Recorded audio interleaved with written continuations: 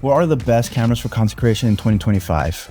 Cameras are pretty dang good nowadays, and you can get pretty far with your phone. When I started video editing and video creating, I was using my phone. In today's video, I'm going to be looking at different cameras from different price points and explain why I think those are great options for content creation in 2025. A little disclaimer is that I'm a little biased towards Sony, so there is some Sony on the list. I'm shooting a Sony FX3. Picked out some cameras, not just Sony, that I think are great options for 2025 as well. So I have three different price points: sub $1,000, $1,000 to $2,000, and $2,000 to $3,000. Those are good sets to be in if you want a camera for content creation.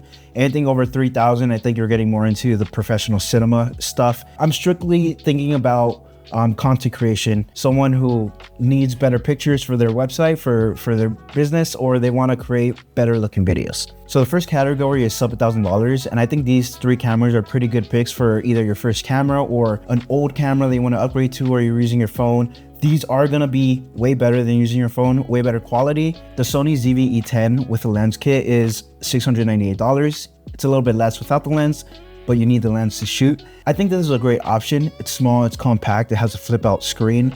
It's at a good price point with the specs that it has. This camera has 24 megapixels, so the pictures coming out of this camera is gonna be pretty good. It shoots JPEG and RAW. It is an ASPC sensor, so it's smaller than full frame, but for the price point and how small it is, I think it's a great option for you. Camera can shoot 60 frames per second at 1080p. On the next camera, the Canon R50 comes out at $750. That is with the lens kit as well. It shoots 24 megapixel, same as the ZV-E10, and it has a flip out screen. So very similar cameras, just at this point, it's like, do you want Sony or do you want Canon? The Canon R50 does have 120 frames per second. So if you want those nice slow motion shots, you're gonna get it a lot easier with the Canon R50. The next one I have is the Fujifilm X-M5, which is $899, lens kit as well. This is a little bit better on the picture side of things because it has 26 megapixels. Fujifilm is known for being the photography camera. But something fascinating I found with the Fujifilm X-M5 I've seen from the overview and from the specs is that although it is an ASPC sensor, it's 6K. So you could shoot 6K internal 10-bit 422 on it at 60 frames per second. That's what I read in the overview, which I found quite shocking that you can get a camera with those specs at that price. Crazy, but if that is true, that is really good for what you get from that. Obviously, if you're shooting content like a talking head, or if you're shooting a vlog, you're not going to be shooting at 6K 10-bit 422. But hats off to Fujifilm for having something like that. Those three cameras are pretty good starting points for someone who really wants to get serious about content creation and upgrade from just their phone. So the next range is the $1,000 to $2,000 range, and there is a big boost in performance. All these cameras shoot 10-bit 422 video, which is a big boost from 8-bit. If you compare both of them together, there is going to be quite a bit of difference, especially if you're shooting outside and you're shooting something with a bunch of colors. You're going to see a difference in that. The first one, the Sony ZV-E10 Mark II with a lens, is going to be $1,098, which is a pretty good price point for what you're getting, because you're getting a 27 megapixel camera with 10-bit 422 at 60 frames per second, shoots JPEG and RAW. It is an ASPC sensor. It does shoot S-Anytone as well, so you have the newer color science and you have the new picture profiles that come with the newer Sony cameras. The next camera is the Canon R8 with the lens, comes out to be $1,700, 24 megapixel, internal 10-bit 422 at 60 frames per second. The Canon R8 is a full frame camera, so that's where the big difference from the Sony ZV-E10 Mark II versus this one. You get that price jump. But if you do want to jump into full frame cameras, I think this is a great option to go into. This is probably one of the most affordable full frame cameras at the moment with the specs that it has.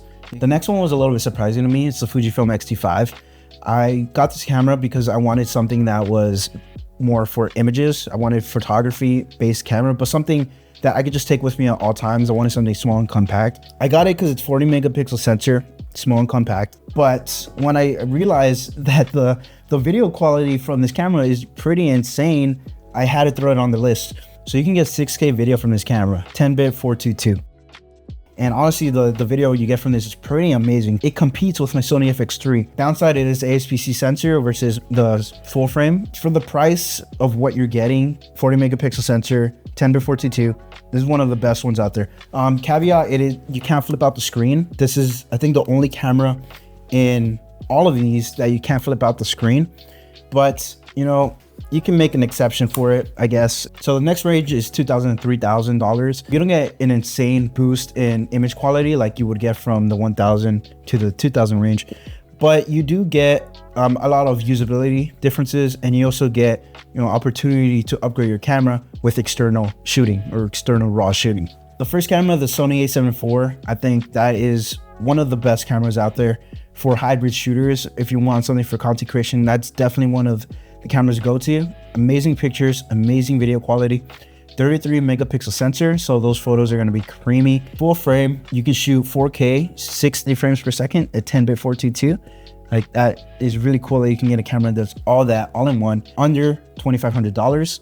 I think if I was starting off, I would either be fighting for the Sony a7 IV or the Sony ZV-E10 Mark II. So the next camera is the Sony FX30. So the specs are a little bit less than the Sony a7 IV, but the reason why I have it on here is that you can get it with the sound module, which is the handle that comes with two XLR outputs, and you can connect two mics to that, two XLR mics, which is really cool because you can get professional sound with it. So if you're doing a podcast on the road, you don't want the external recorder, this is something to go with. Next camera is the Canon RX Mark II. With the lens, it comes out to be $2,600. The cool part about this camera, and with the FX30 as well, and the reason why I have it on here, and the reason why the price point is a lot more, even though the internal specs are pretty similar to the other ones, is that they also have external recording. So if you want to shoot raw video, you can. If you have to get an external recorder like the Atomos Ninja, then you can boost those cameras and get higher quality video.